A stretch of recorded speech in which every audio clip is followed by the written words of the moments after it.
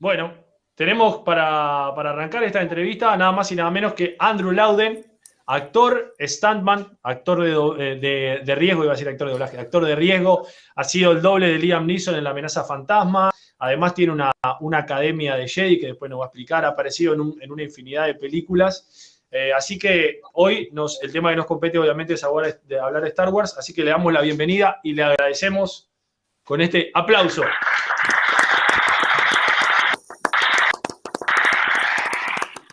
Thank you. Thank you for having me. You look great. Yeah. Señor, magnífico. 1, 2, 3, 4. Muy bien. Bien ahí.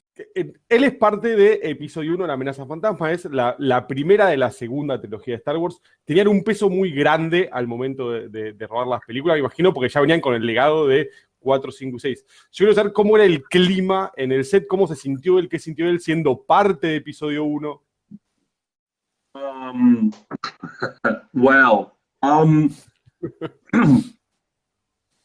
There was a sense of it not being one of those things that's really happening. You had to keep pinching yourself. Yeah, it was surreal. And then when that settled down, everybody knew that they were part of making something very special. And at the time, quite groundbreaking, because they were going to be using a new form of CGI. It was a new story that was going to go back in time and going to explain the origins of a lot of well-known characters or ideas in the canon. And George Lucas himself was back involved at the helm. So you didn't always know what was going to happen, but you always look forward to coming in to do your job, and you knew that you were going to be making something special. Okay? Diego. Bueno, a mí me gustaría saber entonces, ya que estuvimos hablando un poco de su background o cómo llegó a la actuación, cómo fue que llegó precisamente a Star Wars, ¿no? Un poquito la anécdota del detrás de escena. When it was being cast, I managed to find out who the casting people were with my agent. And I was very, very cheeky. I wrote them a letter because I found out enough information that because they were going back in time and they were going to do the origins of the universe, I thought, right, they're probably going to look for a really tall guy with fight experience to play the young Darth Vader. So I wrote and basically said, would you consider me? Because I'd worked on Robin Hood, Prince of Thieves, fighting. I'd done a lot of classical theatre work, including Shakespeare, where I'd fought a lot with swords, and had played a mixture of villains and heroes, and a couple of other TV things. And I very cheekily just wrote and said, would you consider me for the job? And they got back to me a couple of weeks later. By the way, this is back in the day when we used to write letters and not do emails. Of course. So they said, yes, we do have Darth Vader as a young man, but we're having him as a child in the first film. But we would like to see you. So I went for an initial casting here in the UK in a studio called Leavesden, where we shot the film, which is north of London in what's called like London counties. If any of you know Harry Potter, yes, Harry Potter, it's where all the Harry Potter films were filmed, and Fantastic Beasts. Okay. And there's a tour, a Harry Potter tour, that now exists but the Harry Potter tour was built on the old sets of Star Wars Episode 1. Oh. So I went to Leavesden. This was before, because Star Wars was filmed before Harry Potter. And I went to meet the casting people and the producers. And we talked about what I'd done. And they asked me about fight experience. They asked me about wearing prosthetics. And then I heard nothing for a few weeks. And then I got a phone call. And they said to my agent, they said they really liked you. They would be interested in seeing if you wanted to be one of the Jedi Council. But it would mean spending about 2 or 3 hours a day in prosthetics. And I didn't know back then how valuable that would have been. And I didn't want to spend 2 or 3 hours in prosthetics, but now I've done other jobs where I'm very used to it. And I wanted to be seen. I thought, well, if I'm going to be in Star Wars, I'd like to be seen rather than sit in some prosthetics and maybe be a character that goes or something. So I said no. And then I got another call, and they said, "Could you come in for a fight audition?" So I met the fight stunt coordinator, and he showed me a few moves, which he asked me to pick up, which were moves that were later used as part of the lightsaber fight technique. Because he wanted to see what I was like picking up a routine and fighting. Went away, heard nothing for a few weeks, suddenly got another phone call. Andrew, they really like you, and they want to know if you'd be interested in playing a Naboo Royal Guard. And I thought, yeah, great, lovely, because it didn't involve me in prosthetics and covered in everything, and I'd probably be seen. So I went for a costume fitting, and then within a week or two, I was on set in this kit with a plastic gun, which seemed weird because it was like, so what was the fight audition all about? But anyway, we were in Star Wars and we were on the job, and it was great and lovely. And then after about 3 days, I got taken aside, and they asked me, they said, how would you like to be the stand-in double for Liam Neeson as Qui Gon Jinn? And I said, yeah, sounds great, lovely. You know, what would I have to do? And they said, well, basically, you would be in most of the mid and the long shots of his character, and you would watch what he does, but you would essentially play him, but play him in the long and mid shots.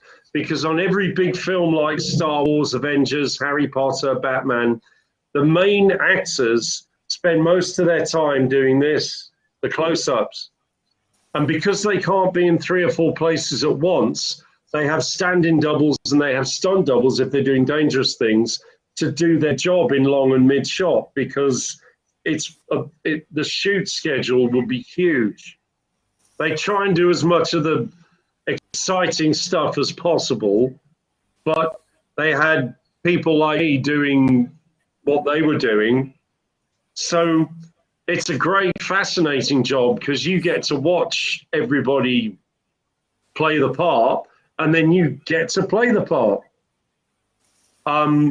So I was literally flitting between the 2 jobs. So some days I'd come in and I'd be in Naboo Royal Guard, and then another day I'd come in and I'd be Qui Gon Jinn. So and that's how it happened, and that's how I ended up in the job. You know, by doing a lot of research, doing a bit of research, and just being a bit cheeky, and just doing, I suppose, just doing what they asked me to do when they called me in for the interview. Awesome. La pregunta, la repercusión que él tuvo gracias a Star Wars, si eso lo catapultó a otras noticias o a otras películas, Contraproducente. o le fue contraproducente. I don't think it's affected my career in a bad way. I have heard, I have been seen for some of the more recent Star Wars projects, but for whatever reason they haven't used me. But I don't think that's because of my previous work in The Phantom Menace. I think it's generally done me a lot of good, particularly as I now get invited to a lot of events like yourselves when we don't have pandemics and everything's closed down and when we're allowed to do them. And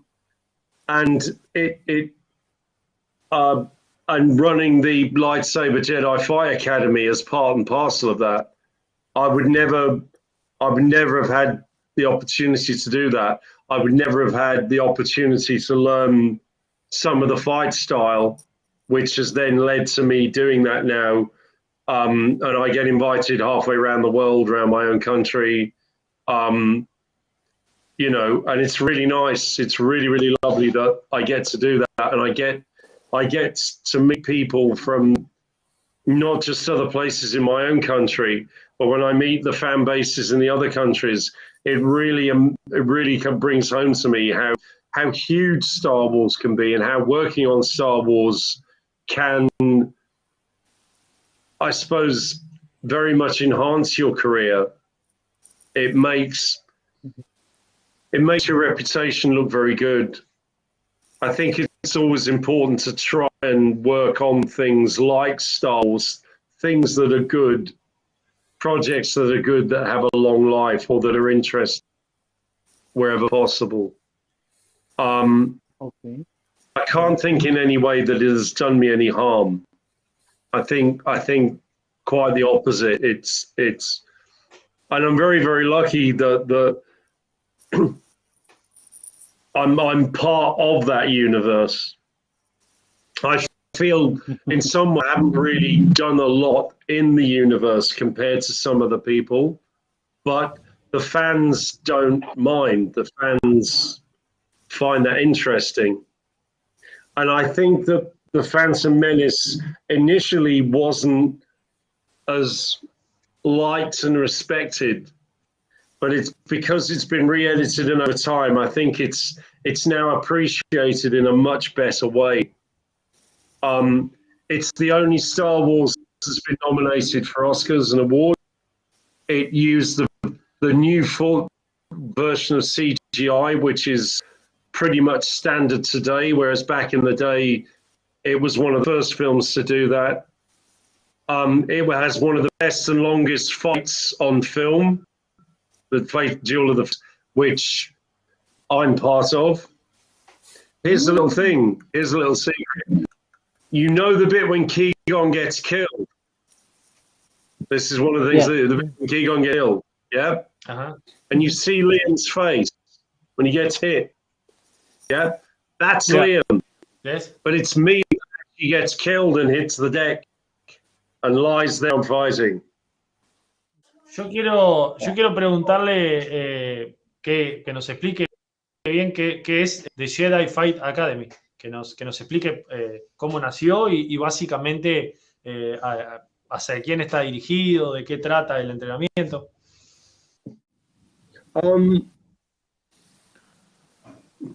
It actually came about by accident, in a way. Whilst working on the film, I was taught various bits and pieces of the lightsaber fight style and the drill. And I had to watch a lot on monitors of clips from the fights or bits of the big fight, like the Duel of the Fates. So we'd break down specific bits and do them and learn them and then copy them so they could be shot from a different angle. But sadly, I didn't get the intensive training that the leads got. But I picked up a lot watching what they had done and watching their rehearsal footage and understanding what the style was. And after this, what happened was years later, I was invited to an event in Germany. And in Germany, there was this guy who was part of one of the 501st fan groups. And he'd learned to fight with the double-bladed lightsaber in Darth Maul, and he'd learned some of the routine. And the organizers said, would it be possible for him to do a bit of fighting with you from part of the routine in the film? And I said, yeah, I'm sure we could do a little segment. So we did a little bit of a demonstration for the fans at the event where I was signing and meeting everybody. And somebody filmed it. And took some pictures, and they put it up on YouTube. I think it was YouTube or Facebook. And then what happened was that when I was getting invited to other events, organizers started asking me. They said, "Oh, we saw your video. Oh, we saw pictures of you doing that thing. Could you come and do that at our event? And could you do classes?"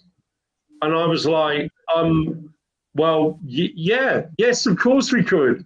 Not really quite knowing how we would do it. So I looked at a lot of the fight sequences in the film, and I picked out some sections that I knew I could break down and teach. And I found a way of teaching the basic moves so that people could pick these up. And that's how the Fight Academy came to be. Next thing I know, I'm doing classes of 30 minutes in length where I got some basic practice, swords, lightsabers. I taught everybody the basics as we'd been taught or what we'd been shown on the film. Made sure that they were competent or good enough to do those moves. And then what I did was that I showed them a little bit of the fight routines from the film. And as it stands at the moment, I'm currently the only person who's been in a Star Wars film that actually teaches classes. There are a lot of other people apart from me who teach lightsaber fighting, but I do it as it was taught to me in the film and directed by George Lucas and all the fight team, and I share it with you. So if you do get to do your event in November and you do have me as a guest, I will show you how it's done. Nice. I will be there more. And I will keep your ass. Okay.